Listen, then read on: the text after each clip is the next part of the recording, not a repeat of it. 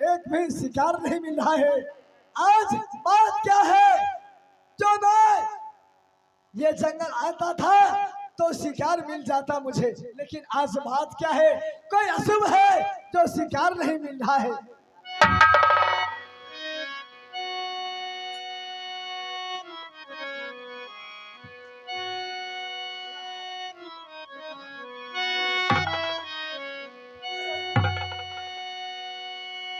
अब नहीं जा, अब मिला लाया भैया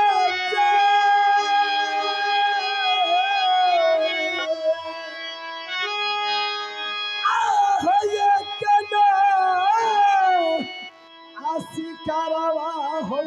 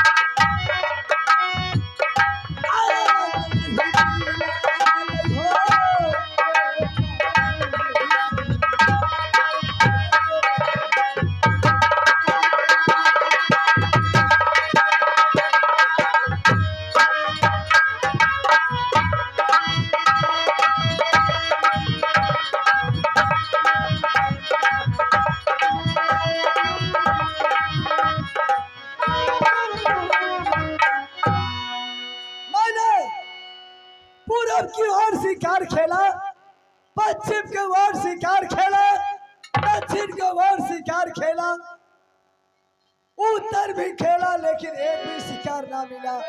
आज बुझा रहा है कोई अशुभ है। मैं यहाँ से मैं अपनी मकान की ओर वापस चलता हूँ।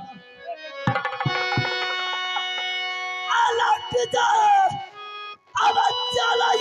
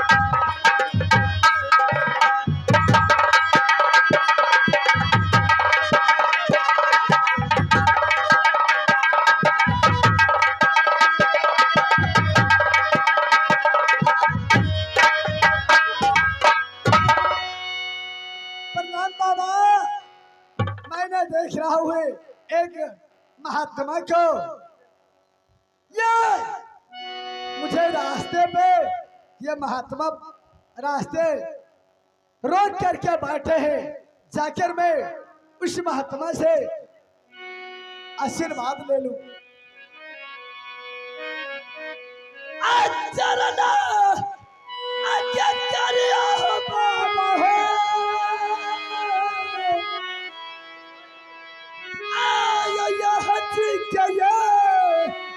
अपरन्ना बुआ बहुत